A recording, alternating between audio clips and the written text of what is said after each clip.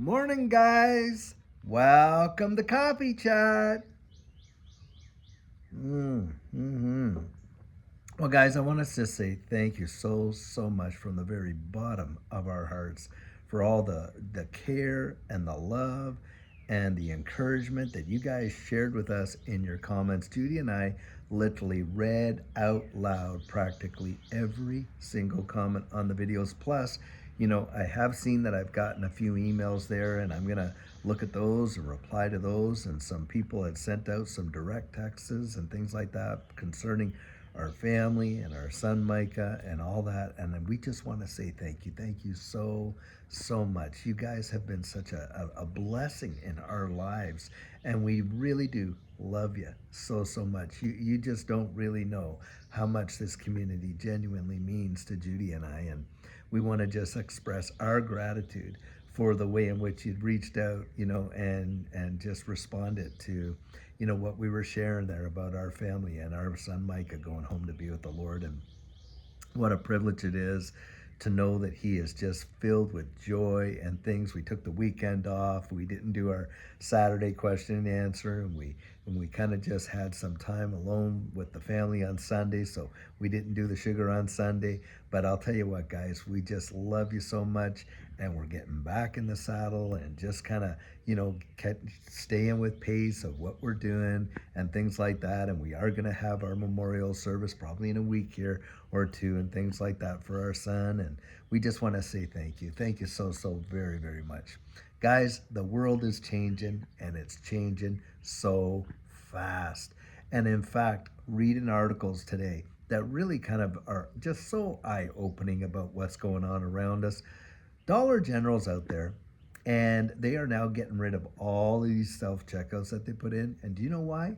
Well, because people are out there that the theft that they are having to go through is off the charts for them. They have not seen such mass amounts of loss, in store theft and stuff like that since they've had these things. And you think about this. Now, obviously, every store suffers, some shoplifting and stuff like that. That's just part of, it's baked kind of right into the prices of things because they know they're going to experience some of that kind of loss. But when you think of a dollar store where most things are, a buck or two or three, not really over the top prices, most people can afford to pay. And yet, right now, they are seeing record, and I mean record amounts of theft and shoplifting that is just truly wild. And most of it has gone through people going through checkouts, self checkouts, and, not paying for goods and then just kind of walking out the door and things like that. Hmm. Now that tells you absolute volumes, guys. It tells you so much about what's going on in the economy. Why would anyone want to risk the possibility of being charged for shoplifting, for such minor things? I mean, it's not worth the risk, is it? But it shows the level of desperation. It shows the level of desperation and folks that would normally pay that, they have a few goods and they just are falling into that temptation of fear. And that's what fear does. Fear tempts you into things that you thought you would never do. Like, why on earth would you go in and, shoplift some dish soap or whatever those things are? You really wouldn't, would you? Normally, you'd just say, for the $2 or $3, No, and furthermore, integrity right there. But because people are so afraid and they don't have it, what are they doing? They are falling to those temptations. Now, yes, there are people out there, they're going to shoplift just because, they have no regard for, paying for things or this, that. But what's going on now is you're seeing a lot more of it. And I think it's being driven by desperation and fear because the economy is not as rosy as we know as what these folks are saying. And another article that I was reading had to do with eating out. Now, what they were saying is reportedly, people 40 and under, they spend a lot of dough eating out because their lives are just so busy going from one job to the next, some having two, three jobs just to make it. So they do a lot of eating out. However, what they've seen statistically is those folks are now cut way back on the type of foods that they are eating out. In fact, chains that you would think would make it because they are, relatively affordable, like Applebee's and things like that, are not making it. In fact, what they're doing now is literally Applebee's is closing, what, 35 some locations around the country. And on top of that, 35 more and on and on and on. And it's just closing, closing, closing. Now, when it doesn't sound like a lot, but guys, it's these little bites, these little bites, these little bites that you're seeing. And before long, in fact, the article that I was reading, the title was Restaurant Apocalypse. Got it off of Zero Hedge.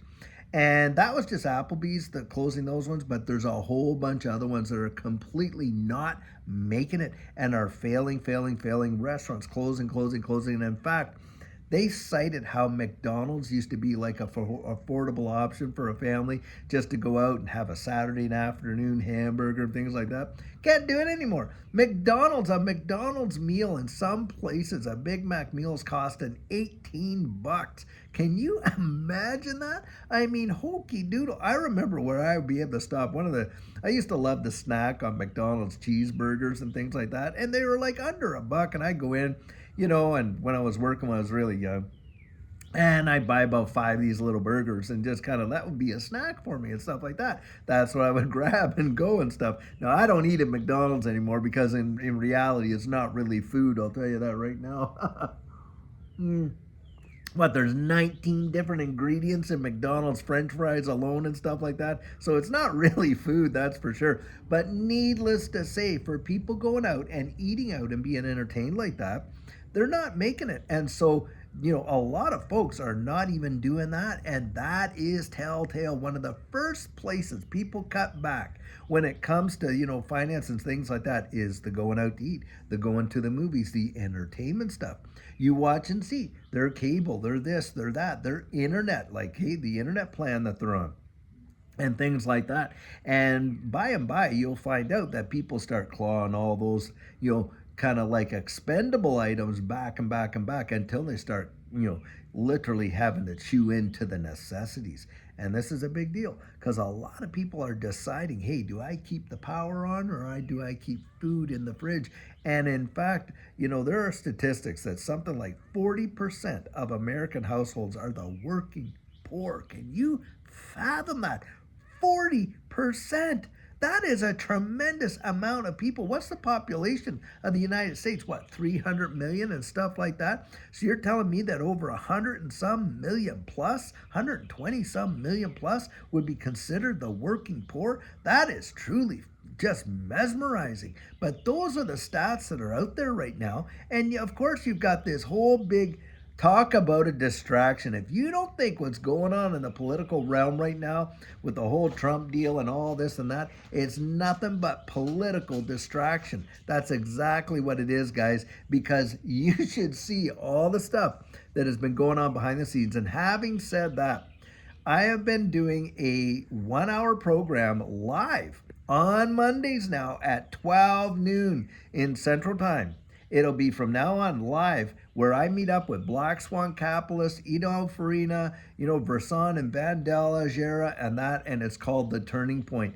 And we talk about these current events, and we talk about it for about an hour. It's a live broadcast. So later on today at about 12 noon Central Time, that's going to be on, and we are going to be talking about all these things that have been going on behind the scenes, like mergers and acquisitions in a big way. What's the fallout of these decisions that we're seeing and things like that? Really, really eye-opening and stuff. So guys, really encourage you to tune into that. It is going to be massive. But needless to say, we're just watching such a distraction. Hey, what's going on over here? While they do all kinds of nonsense over here. It is truly unbelievable. The amount of wool they're trying to pull over the average American's eyes and around the wide world. Don't kid yourself. Things are happening big time behind the scenes, and we've been talking about it and telling people about it. In fact, Judy and I, we go out there and we do a lot of trips around the world, mission trips and things like that. We've been to Rwanda 4 or 5 times or things like that. But needless to say, in Rwanda, they were discouraging their citizens from being invested in digital assets and this and this. Well, I was looking at articles and I saw some stuff behind the scenes where they were absolutely in the process of developing their CBDC. Well, lo and behold, have they not come out? The governor for the Bank of Rwanda has come out and flat out said, yep, We're going to have our CBDC in place, and it's not going to be too much further down the road right there. There you go. There's another example. And there's more and more and more where they're literally telling you, ooh, blah, blah, blah, blah, over here. And they're doing the exact opposite right over here. Guys, don't buy it. Don't buy it. Don't buy it. All these people that are saying, oh, well, there's not going to be a CBDC here. And we're not going to do this. And we're not going to do that. And on and on. It is total hogwash. They are absolutely on track with doing it. And guys, no matter who gets in there, at the end of the day, I absolutely believe we are going to see it. You know what the narrative is going to be? Oh, well, yes, we are doing it, although we said we weren't. But, ours looks way better than what the other guys was going to be. That's the way politics has always been played. Guys, you're literally watching, dog and pony show, like I like to say. That's all it is. That is all that it is. Stay the course. Use your mind. Don't get duped. Be wise as a serpent, harmless as a dove. That's how you beat them, guys. That's how you beat them. Yeah, and it's amazing, amazing, amazing to watch what's going on over here, knowing full well what the agenda is. When you know the script, hey, you're prepared for what the next scene's gonna be, aren't you? We know the script, and that's why we're getting out there and sharing what we do, is because we want you to make it. We want you to make it. I want you to make it. And I want to say this much, guys, what you've showed us over the weekend, I'll tell you what, just has instilled my faith in mankind. Really, it has.